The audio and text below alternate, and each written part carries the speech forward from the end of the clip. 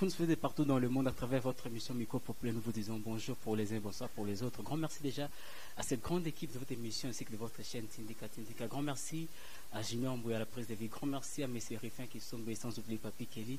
Grand merci également à l'unique sponsor de cette émission, M. Malia de London, les champions Zaka Kamoko. Grand merci également à la régie finale. Là, je vois Mike. Aujourd'hui, nous sommes assistés par des confrères. Là, je vois Kerin Tip et des gossips. Là, je vois directement Jazz Kalvoul que je salue. Grand merci à tous les fidèles abonnés à Tindika Tindika. Voilà, question de parler de l'actualité culturelle aujourd'hui. Nous recevons pour vous, c'est un aîné, c'est un confrère, Ken Piana Pitopa, les Sangekoti Mobulu. Nous sommes un peu sur la masolo et la culture Mobimba. Voilà, nous sommes un peu sur la bilan. Il y a l'année 2019, nous avons aussi parlé. Il y a disparition, il y a Siko Pouloulou, Jacques Bongo, Moko est artiste et comédien, Mbo Kanabiso. Il est aussi natif de Kintambo, Ken Piana également, pas un natif. Il y a Kitambo depuis Amaramoyo, c'est Zolobama. Non, voilà, Siko Pouloulou, Zaki est négligé, Siko Pouloulou, voilà, on se l'a solé, belé à culture. Awa, Nakati émission, le micro populaire, elle, culture, voilà, donc aussi 2020, Makambo Belende, Zako, Binemi, Abonatiki, mais Ken Pianapé, Anaba Binemi, Ken Pianapé, ça n'a pas tout, oh, puis il y a un problème en 2019, et surtout, l'artiste musicien, tu vois, parce que Ken Pianapé, Atiki Makambo, tu vas sur le Pina Batne, Ken Pianapé, tu parles, bonjour, bonne année. Ouais, bonjour, Jafar, bonjour, bonne année, Nayo, Tindika Mobimba. Na pesa mbote mingi na mama si de jima mpata mama pasteur, prophète Emmanuel Dodi, prophète Moïse, donc bambote na bango nyonso tu. Voilà Ken Piana et boni ba fête eleki ndene. Bon, ba fête eleki nango bien. Ba biso to fête na so ba fête vraiment te. Toi mikolo ti. Fête vraiment eleki bien pour na bana, vraiment eleki très bien. Voilà tout banda mamona sujet na nu actualité ozali disparition ya Siko Pouloulou ozali et moko ya yande kuna ope ya Kitambo tango yoka ina sangwa disparition ya Siko Pouloulou réaction eza kindelo mona kango ezana mokandinga bakade ka ba buzz to esala kiondeni. Bon, ngapena na ndimaki information na vraiment te. Donc écoutez nga na pongi mais na moni ba appel bando continuer ba master msu ya kini bazobenga masa mope master nanga pe Mike lokamba era bengi na c'est que makamba ngwe komi serré ndenge Mike akomi otuna adresse ya ba Pouloulou bo c'est que makamba ngwe komi vraiment serré na yo la mukana se apongiana na kepa ba Pouloulou na kuti batu vraiment ba olela en tout cas salaki vraiment passé 2019 vraiment to silisi yango mabe sangwaliwa Pouloulou vraiment et c'est biso vraiment goût à fête donc to koti pena année 2020 na souci pena ya makasi voilà tango comment sur le parce que ça parmi ba journaliste bosso ba kitaki et pas Siko Pouloulou le fait que boza pe ba voisin déjà zape ndekona Kitambo nini penza oyoka ki pena en réalité vraie raison il y a disparition to ya liwa ya Siko Pouloulou zaki dû ya quoi. Bon liwa nyo surtout batu bapesa ba raison pour mutu moko te akufa batikala kosele makambi ndeko na biso akozala mso malaria mo ebetaki peut-être appliquer crise akufi mais mutu na mutu azobimisa ba version na ye na ndenge na ye toyebi ke eza na maladi moko ebikaka te ezalaka ki mo bange na liwa kaka yango vraiment ebikaka te ata bosali ndeni donc eza nango liwa moni ndeko na biso Pouloulou azalaki déjà na ba 30 quelques années o akogisaki mais toyebake malgré tout le bakufi jeune mais toyebake eza na ba bébé musuba otsobotama ba maternité batiki biso pe msuka na ba décembre awa bana musuba ba 6 ans pe bana musuba ba 10 ans donc eza na liwe eza nango kaka nzela mutu nyonso nzamba yebi akala date ya mutu nyonso tu ba interprétation o batu bazobima lelo kolobaloba eza suna valeur moko te to lukande to fanda to sangisa mayele ndenge ni tokolela ndeko na biso namoni ndeko na biso pasteur Ernest Mungu aza pasteur na biso vient na biso a Kitambo asala émission moko boye vraiment et sepelisi vraiment surtout biso te batu o tozalaki ba camarade ya Pouloulou donc eza makambo boto solo la vraiment après ba matanga. Voilà, mais lobi makambo c'est possible notre ba camarade Pouloulou. Or ba te bezo akize Ken Piana yo posa parmi surtout ba master Siko Pouloulou bazo créer peu ba problème tout autour ya liwa ya Siko Pouloulou Ken Piana. Bon, nga na créer vraiment ba problème te nga loba kaka bandeko na biso ba artiste comédien batika semblant ya olakisa biso keno bazolela ndeko na bango pululu ere azalaki pululu akomaki maleme bato bazala linga ye sute surtout na entourage na ye ya bandeko ne ya théâtre batiaka ye contre mire bakosela ye kutu bamakambo ebele empoisonne bato mosusu boye na boye bayinisa ye pene pa bato donc tomekaki kaka kosolasola par rapport ya wana me kolobaki natya bilobaloba na dei neti ya pululu azalaka master pena nga na pululu tolala place moko pendant 1 mois na oyo donc tosala na ye mwa baparcours ebele donc nakotia jamais désordre na matanga vraiment ya pululu. Est-ce que tango nde bato bazo ba succès ya pululu esilaki babi pululu akomaki mawa mo ke bato ebele batikaki ken pena yo za patron ya film na film ozapi par ba chaîne OP ezo ningisa petolo ba même ata poto ken pena yo salaki nini pona shiko pululu. Est-ce que ça c'est que ma production monde moto mona mikolo comme ça matam sous moi film mo tam so moi 3 épisodes pour talaka ke no wana za mutu nanga ken pena. Bon, nga zala na ba projet mo na pululu ba projet makasi mais zabilo msusu to lobito lobape batu baloba bongo po pululu akufi mais bon pululu azali pe na manière na ye azala memela pe makambo ngai to nayebisaka to signer contrat moko boye to créer batu basalaka bagagi wana nga mona bandotya bacaméra bamateriel nyonso tunga mona bandotya yango to créer bagagi moko boye eleka fimbu na fimbu nalakisaki entre mbongo na ye po tokabolaka nasa na biata na banzonzi ngi osala te mais to créer loko moko boye tondimaka pe abisinga kuta bino ken naza soki na 57 53 54 gag eza na kati ya box il faut to banda na ona oano bando tia moko bon projet ngo to zwaka poto banda pulula yo kende mbala moko ba voyage na kenda ba kota ba Brazza ba Pointe Noire kuna esimbaka primate era zongi et comme qui soko zo benga pululu ozo mwasi na ekaka so benga ni mwa pululu ozo mwasi na to koma na ba mama mo boy kutu na keti chez ba pululu na kiopesa ba ndekone rapport na bi mais pululu aza artiste pululu aza star aza mutaye bani koma téléphone na mwasi ya koma gérer ngo ba appel nyoso ozo mwasi en tout cas na silika makasi pona comportement wana vraiment donc ça te que to pesaka baboule te baboule nga na pesaka yango wana mais etikala sale matin. Est-il vrai que après décès ya Chiko Pululu kitambo kabwani kamuso komi kota bata sai koto pe tozoka kani pia na pela mwa batu na ye loka bakanila ko banga babeto na matango po komna batu na yo kote musu batika i terrain net o baoze la kasuma bemoko ye surtout sur matanga e komaka simba. Bon matanga ngo batu ba ocha mususu ba limite na ebite batu ngo ya Chiko Pululu pe mawa Chiko Pululu azala mutu mo buyo soki afandi na batu yenda azwa charge ya batu ya omelisa batu nga zala mo na ngate batu mo buyo ba dépanner mso Pululu na kitambo wa sai lelo bolingi bo bimisa sai na image mabe sai na Pululu batikala za na problème moko te batikala osola te tinande Pululu akufi te bazala ko solola nga na kinda na Pululu pa sai to fanda na Pululu na ndakwa sai kala mingi tawa.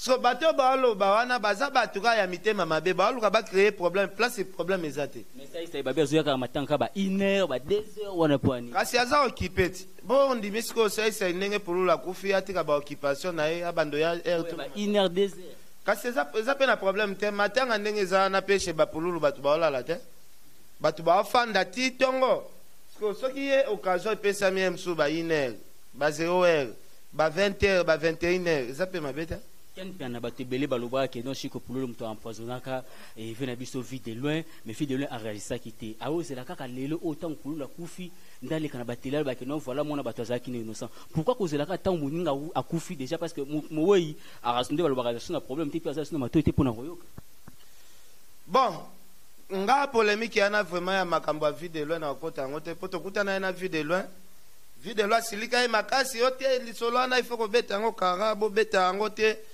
Bon, vie de loi l'ingité ba la musali solo ana mais et ça la bien te que ndeko na biso réputation beba atie la vie de loi poison tandis que vie de loi za na poison dans autres côté vie de loi za na problème à sucre donc ça moi pas si mais na ko informer bandeko na biso apoto Pululu pe azaki na mo ba problème moko boya le problème azana mo ba problème que non ndeko na biso moko pe ya comédie ya munene ya mboko oyo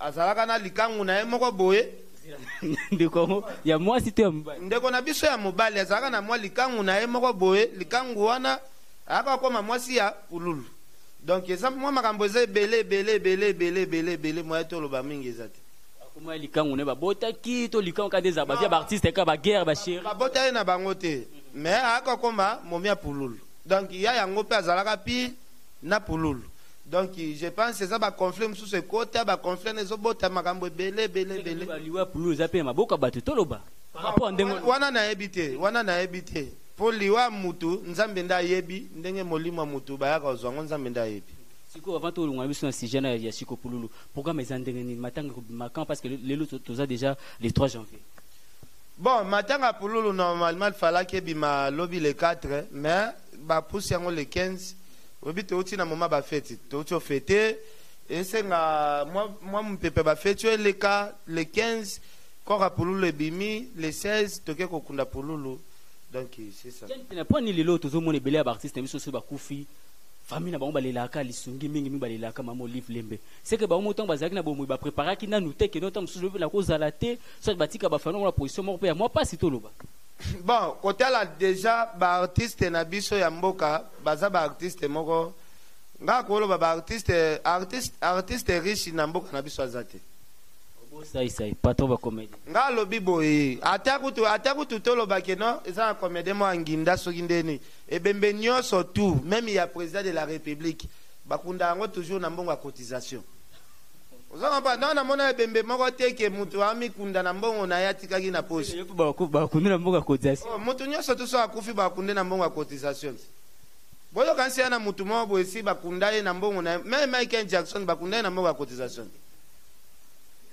Voilà qui arrive là. Mais tout le monde va me bouter, atika de cimetière à famille na yemo da mistombe makambo so kani. Papa na ebi ça il pas ça patron ba kunde na mbongo cotisation. Ah, ina ça ba kunde na mbongo cotisation.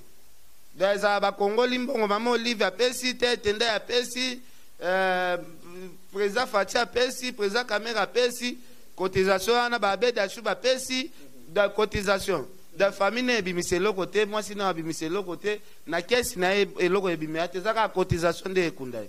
Voilà Ken Pena to ebite so za ke former ba comédien bene ba journaliste sur internet ba kendo kutana mama Olive Lembe to ebite est-ce que baki makamba sola ki est-ce que sola ki concernant matanga parce que la majorité zaki ba comédien. Bon nga zalaki wana présent na zalaki wana mama Olive abetaki sete makasi na makamba pululu. Donc abetaki pena sete makasi talaka batu bakomi kingakati depuis 11h ti 17h batu bazaka mawa ba 18h ndr batu ba panzana DJ ache musique balobino to fanda mawa depuis to yaki bocha ta musique to longola ta mo ba stress weli masangana blogo olia na kingaka bon wa zwaki image place ngana kyo wela masanga abimisaka image na wa zwaki image ngana kyo wela biloko olia abimisaka image ngana kyo lia na table ya ba ministre o bazozwa biloko nga lobi na lia na ngana table ba comédie te po ba comédie ba boka na ba mbasu ba poison ba makambo ebe nga ke na ngana na table ba ministre donc batutu o ba kanga ipe ba photo na kingakati na payote wana ba mona ke no tout le monde ba fani na payote nga zala ki libanda payote tuna yivi pa ma oyebi sabino nga zala ki libanda payote na boya ki sangisa eko malobi Ken pia na bacheli loko mabe bako sila mama Olive emso comédie mo bunda chelinga do na zaki na libani c'est que ozaka rankine Ken pia na côté spemba mo prestige na super par exemple basije to fato sola 2019 esili to moni batebeli ta muso sali mo texto mo que non voilà ta muso année 2019 to bendana ki mo incompréhension olimbisa ta muso lika mo leka ki Ken pia to bi oza journaliste ba problème belé les qui entre yo ba vena ba musicien ba master muso musicien musicien o Ken pia na a cela que soit message soit que non voilà to bo c'est la marmio c'est leka. Bon, na problème na musicien moko te musicien on a ngana kotane ranking na 2020 ezaki héritier na singa ke pardon na ba micro donc na mecho na problème atana musicien moko te na problème atana mutu moko te et au faire rigola o nani nga zolo banana problème na ba musicien ata moko te da mutu atanga mi musicien ana succès na problème na ete te nga lobi na problème na ba musicien te da eza na musicien mon côté yo tangela nga kombonga na zana na problème. Voilà Ken Piana 2019 et Sili pour na yo musicien in open a ipataki par rapport à Musala na 2019. Bino mo boyebi ke to sali 3 ans bloqué. Fallait pour pas dominer musique ya mboka na biso. Des ana musicien mon côté to ko comparer na Fali, so to sali comparaison.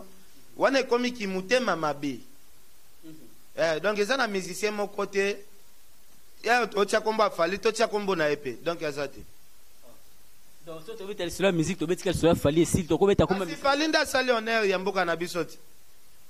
Yo mo été Fali apika crise kuna na Côte d'Ivoire ba médecin ba lobby sur ménage a sali ba production trop pendant 3 ans. Fali azaka na ba production pendant 3 ans tant reposate. Siko to mo na ba ministère belé ba tula wa. OK na bovan okuta bana banda kuna ba fandi production ezate. C'est là le Ken Piana zilana. Autre roba que no misenyo so azana succès. Misenyo so abeto za promesse. Kotango tangi bovan biso nyoso na ba otala biso ba bi ke bovan ils ont référence à faire rigoler. Ma campagne, tout le monde a Venabiso Weranson, mon frère, tout le monde a Kofolo Midi. So, tant que tu as beau, vous savez, ma référence na faire rigoler tout le monde. Nga lobi bona, nga zo se référer na ba musicien o ba na succès, o ba pe na ba musicien. Da mutu mususu azane musicien lisusu te, azalaka musicien kala. Est-ce que na minute to beta lisolo lita bembo? Est-ce que na minute to beta lisolo ya evoluko? Est-ce que na minute to beta lisolo radiakula? Baza na actualité te. Donc ils ont ba musicien mususu. Donc bazalaka ba musicien. Mais na minute ba so ba musicien. Oh. Net mon frère, c'est quoi comme ça? Ouais, mon frère nan. Oh ya bovan mo ça. Ah ça le lokote. Na bovan ba musicien to bazala na bovan ba ça le lokote. Ndeko na biso lisengi mona mama biyo mbape azala na bovan. Ah ça le lokote. Quel bien. Ah ouais. Voilà, tout ça, voilà, qui a plutôt parlé. Comprenez que pas là, mais c'est plutôt parlé. Cette émission, on a dédié spécialement. Ce qui est nos star, il y a solo, penosa na succès. Il faut tout le monde obéir à la production, moi, quand on a commis, on a offert à bovan. To santé pena que obéir, n'est tout le monde a bafali que non. Bandal, la bête à na bandal. Ah, bête à na ma campagne, ba place à fanda ka partout aux obètes. So yo lobinga à fanda na bovan.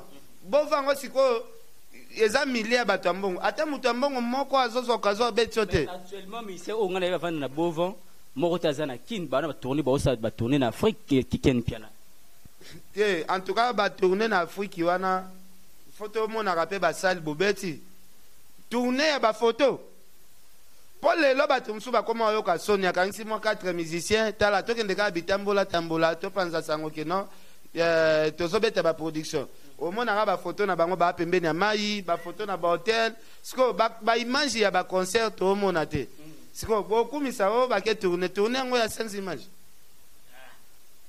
bien la plutôt parler j'ai vu ça sur non et ça que nous dans waka que no fali poupa à ça là qui crise de malaise na Côte d'Ivoire pourquoi ka ba mission biso ba kuta na ba problème de santé car tant ba ke na Côte d'Ivoire bon mon eza mutambo ba chaki mais ndenge fali a sauter ngo déjà. Donc yo yebi batu bacha mutambo. Yo somo na batu bana production te me bakebi tambola na Afrique. C'est on est là qui production ya mutu musu c'est en plus c'est na Côte d'Ivoire. Et c'est musicien moko kolonga awa na Congo pa kendo sala ko kale concerne ba kena bango ko kana na banganga ba Mali, banganga ba Sénégal. Que toi embrouiller santé a fali mais simbita. Actuellement fali pour pas ça. Ana Côte d'Ivoire na Abidjan. État ya santé na ndenge nini non état ya santé a fallu siko c'est bon ba moi ba malaise ane le kaki siko c'est bon voilà to ebi to kaki to ebi te so isa rumeur to isa fake news kande lo bamaka to kaki DJ Abdul a violé qui to ebi te so za victime ya mauvais campagne mo que non a auto violer fille mo robo to ebi te za saisir na dossier bon ngape na Hollande na internet que non a violé qui bon ba DJ Abdul bana bango bato ya butu mutu abutu soki asali eloko ya bongo okamwa te bato baetambolaka butu eza aire bato balingaka kuti te non nga atambolaka na butu te ya chaque jour olala libanda siko soki asali eloko ya bongo na okamwa te mais peut-être mpe bakoseli mpe makambo peut-être pe bakoseli pe makambo mais yaza ne mutabutu aza de Congo. Voilà Ken Piana plutôt pas les tozo qui ne malembe pona koshite to ebité album oyo ebimaki déjà na 2010. Non, non, appelle ça message ya merci kaka na bato ba soutenaki biso ane mobimba 2020 batika biso te ba s'abonner lisusu massivement et ko sala biso bien merci na vérifier ki sombe yo yebi ve nanga vérifier ki sombe balobi tindika donc il vérifier ki sombe yo yebi na ve nanga papi Kelly donc merci Nabino, vraiment merci beaucoup. Est-ce que tu as sponsor dans Mbote Malela de London? Malela de London. Aza sponsor. Na PC Bambote. Merci. Voilà, merci beaucoup. C'était la Ken qui en a plutôt pas les questions de parler et d'actualité culturelle de Yamba qui pour nous CP Sabatunus Balinga Bongo Tindika grand merci à l'équipe Mobimba émission micro populaire grand merci na Junior pour une prise de vie grand merci na Mike na montage grand merci également na monsieur Papi Kelly je veux dire un grand merci pour cette marque de confiance que vous faites na monsieur Rifin qui sont en tout cas merci beaucoup on a fidèle abonné na biso yum tous abonnés na je m'arrête à travers cette émission et c'est l'occasion malam pour nous s'abonner à la chaîne et biso pour toujours informé dans temps réel. Voilà, cette émission est spécialement dédiée à monsieur Malela de London champion Zaka Kamoko Malela de London. En tout cas, tout au kunda papa Zala Makasi papa Kei to ebikati kilo charge à libota mobimba mais déjà ça qui pour na papa mokimbo mona ki biso to zaki ona to témoigner que papa ça qui penza et résider à qui conditionnement opéna bien quoi papa peut aller bien la conditionnement opéna bien. Et puis, tu as vu qu'il faut un peu zapper dans la condition bien parce que Malela de London le champion. Ah, ça va, voilà. Quant à moi, je ferme mes téléphoniques, c'est toujours dans le cadre de vous informer, de vous divertir. Je vous dis merci et bye bye.